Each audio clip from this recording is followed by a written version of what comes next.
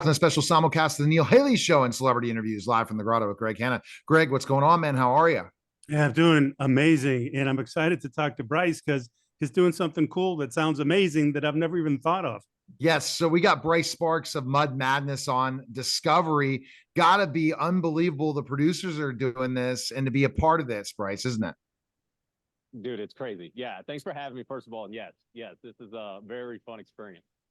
Absolutely. All right, Greg, go to your first question. Yeah. So, hey, Bryce, what exactly is big tire UTV mud racing? All right, well, I don't know if you guys are familiar with UTVs or side-by-sides whatsoever. Basically, big, jacked up, high horsepower golf carts, if you will. We buy these things, strip them down, and make them as big and fast and also safe as possible when we race them in the mud against each other. Awesome. Wow. And so have you ever, because I'm 6'10", Bryce, have you ever seen someone my size racing like this? I got to be honest with you, I don't think I've seen somebody your size like at all. Unless I went to a Lakers game one time. No. So to answer your question, no, I haven't. But if you ever want to come out, man, I'll make room for you. Okay. Where are you located, by the way, Bryce? Well, I tell everybody middle of nowhere, Missouri. It's Bowling Green, Missouri.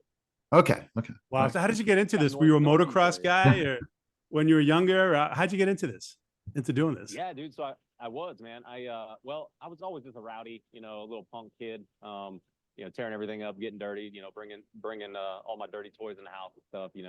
And then as I kind of got a little older, yeah, I started riding ATVs and yeah, I was just riding the crap out of it. I was almost broke it in half multiple times. So we just kept getting faster ones and started racing ATV motocross. And yeah, when the side-by-sides came out, got into that and, just kind of the rest is history. What kind of horsepower are we talking in one of these little guys? Well, it kind of depends.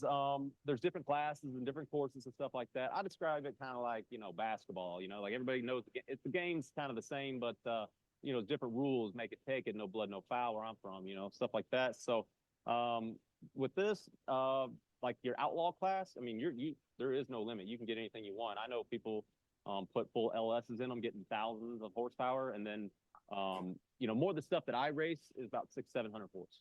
Yeah. How the history of this sport? How did it evolve? Pretty much started with a normal, like kind of a grandpa ride around the farm, kind of side by side, and people were just riding them around and mudding them and getting them stuck, and they're like, "Oh, this broke. Let's make that stronger. Well, let's make this taller and bigger," and it just kept going and going, and now it's at the point where they're out the outlaw classes, some of those guys are running like 80-inch tires. So we're talking basically miniature monster trucks. Oh, cool. You mentioned LS as an engine. Do you yourself get into like muscle cars and older stuff like that you're into doing some reconditioning or anything on a personal side? Not anything really, man. I've got a bucket list of cars that I've wanted to own, and one of them being a suicide Lincoln Continental. And I did have one for a long time. I ended up selling it not long ago, but that's about the extent of like my kind of like old school cars that I've had. So what should we expect highlighting this sport, the reality show? What kind of, is it going to talk about the backstory of people's lives as well that race? Yeah, there's a few of us in the cast. There's 5 or 6 of us in the cast, I think. And yeah, you're going to get to follow us along and see what it takes to do this. First of all, you're gonna get to watch the races, and I think everybody's gonna love that. But then just seeing the characters and the personalities behind these people is what I'm most looking forward to, because that's why I do this stuff, man. It's almost like a weird family, kind of redneck reunion at all these different off-road parks and events that I go to. So that's you're gonna see some very interesting characters, some good competition, and obviously lots of mud flying. Wow. And are you pretty like stoked that you're going to be getting a lot of notoriety for this sport through the show? Well, I am actually a content creator for a living, so I do have a little bit of following, and I do get a little bit of recognition already. But what I'm most looking forward to, man, is getting my friends involved with this stuff, and because it's kind of one of those things that not a lot of people just see all the blood, sweat, and beers that go into this stuff, and I'm excited to get them to where they get seen and get recognized and get people to involved, and so it kind of makes sense, because it just doesn't make sense to people when they see the money rigs on the trailer and all the money we spend. It doesn't make sense to anybody, because some of the stuff, man, I got to drive. I mean, after this interview, I'm driving 13 hours one way to Texas to race. And without doing that yourself, you're not going to get to experience it. So now you do. So it's interesting, Bryce, you say you're a content creator, very successful content creator, by the way, with your following that you built that probably is helping the sport as well and why you were chosen. Do you think you're going to get a different audience with this television show? That's when the kind of thinking, you know, people that still have cable and or even have the Discovery app and they're checking this out, or there's going to be a different audience. Are you ready for that audience to jump on your social media and see the differences and see they might be liking you for other reasons than just racing? Yeah, that's something I'm definitely looking forward to. Yeah, it's definitely going to hit a whole new market. That's for sure, because I'm in the, you know, the apps and the tech and the social media side of things. I haven't done anything like TV related whatsoever. So I'm definitely excited to bring, the racing stuff, the content, my personality, my family, all that stuff to everybody. Wow, cool. If you wanted to, you know, tell somebody, you know, a couple of things if they wanted to get into this sport or even just get starting if they're young, you know, in their teens or something, it's a motocross or something, and they, you know, their mom's like against it, but they really want to do it. You know, do you have any advice for them? Man, it's very dangerous. I'm very fortunate. I've been in a lot of situations where I wouldn't even be here today if they went, you know, just a little bit more south. So it's definitely very dangerous. You got to be safe. You got to have fun with it, and just kind of be honest with you, just have fun with it, because life's too short, man. If that's something you want to do, go freaking do it.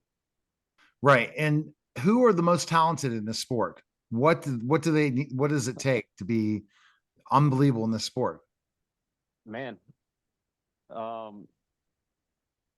that's a tough one.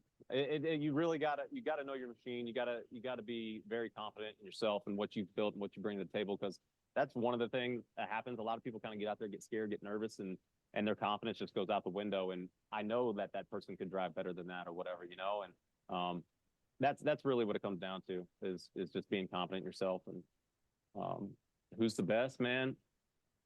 I mean, it just kind of depends. There's a lot of luck involved with this too, to be honest with you. Anybody can win at any different time, especially with the cast that they've got picked for this show. So very interesting. You said you're from Missouri. My documentary comes out in September where I'm starting to film and I'm going to be running wrestling shows. I'm a former professional wrestler coming back to the ring at 51 years old. And so you're going to find out if we're out in Missouri, I'm going to be trying to run. I'm one of the towns I want to run because I'm recreating my career is Poplar Bluff, Missouri. I don't know how far you are from Poplar Bluff. Yes. Yes. So there is a mud event there, man. Really? In Poplar Bluff. Yes, okay. dude. So go figure, wrestling in mud. We're not talking that other kind of mud wrestling. It fits perfectly. So, you know, very interesting. So we'll definitely have to hook up when I'm heading out to Mizzou in September, October, you know, for sure. You're talking, pro wrestling. I'm a minor league pro wrestler. I wrestled WWE once, did overseas, and I'm recreating my entire career in the 90s, making a comeback at 51. All right. So Greg has his. Yeah. Real quick, because it's cool. You want to know this. My dad went to hay school with Kane and Glenn. Really? Kane helped me win a match in Memphis when he was Isaac Yankem. He went a lot further. I'm 6'10", but he was huge, man. Glenn's a little shorter than me. But Glenn was Isaac Yankem when he worked, and I was working the USWA tournament with Jerry Lawler. And that's the one show I was on with him. And he helped me beat Spellbinder to get to the finals to lose to Lawler. And then they had to somehow else got to wrestle Lawler after that match. Go figure. But I'm recreating all that. I guess I got to bring Kane into this mix too. So we'll figure out the whole thing. Martin Cove says he wants to be part of it. We'll find all out. But all right, great. Your final question for our guest. Well, you know, if Martin Cove gets into that, is he going to like bring his cowboy stuff and his 6-shooter and all that? Yeah, totally. Or he's going to be John Kreese and he's going to give me one knockout punch, just like Harley Race did. There the late Harley Race that can't come back to this, but go ahead with your question. Are you going to do the, I would like to try that move. I'll do that move. Thanks to DDP Yoga. I've been doing that for the last 3 weeks. It's unbelievable. Go ahead. Awesome. Hey, Bryce. Awesome. So last question for you. I ask everybody this question. It just helps me learn more about life and keep me on the straight and narrow and learn from others. Sure. Tell me, what do you feel is the most important thing in life you've ever learned? to not change. It doesn't matter what anybody says, thinks, whatever. I know that whenever I'm making a video, or I know that when I'm doing a race, or whatever I'm doing in life, I have absolutely no ill intentions ever with anything. I'm doing it true to me, true to my family, and my brand.